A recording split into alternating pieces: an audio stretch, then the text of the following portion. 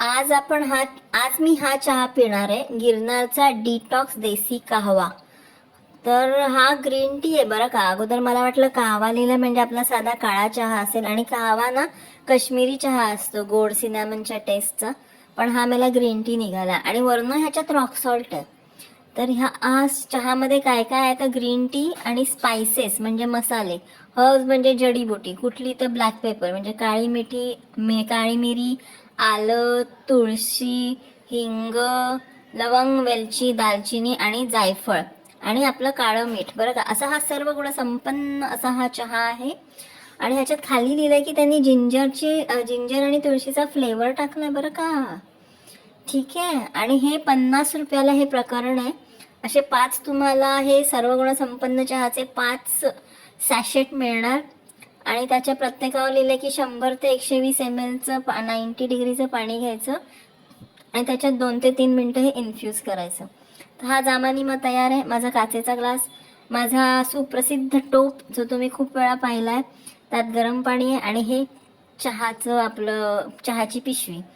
तर थोडं थंड होऊ दिलं मी ते पाणी, नाहीतर ग्लास माझा तडकला असता. आणि आता ह्याला मी 3 मिनटं ठेवून देणार आहे. टायमर लावणार आणि 3 मिनटं ठेवून देणार. तर 3 मिनटं व्हायची आहेत, पण ती प्रोसेस चालू झालेली आहे. या पिशवीतून हे सगळे गुण पाण्यात उतरत आहेत, आणि आपल्याला ते दिसत आहेत बरं का. प्रूफ आहे काहीतरी उतरतंय. 3 मिनटानंतर हे असं दिसतं हे.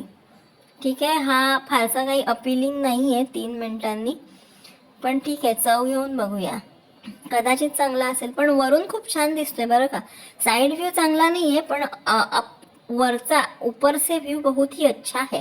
आणि टेस्ट म्हणाल तर फारच बेकार, अतिशय बेकार टेस्ट. म्हणजे हे काहीतरी अदलमधलं प्रकरण आहे बरं का. हा नाधड ग्रीन टी आहे, आणि नाधड काही असा तो मसाल्यांचा हल्ली चहा मिळतो ना पादेलून घातलेला, तो आहे. हे माझ्याकडून पूर्ण थम्स डाऊन प्रकरण आहे. एक गोष्ट करू शकते मी, याच्यात लिंबू पिळू शकते मी.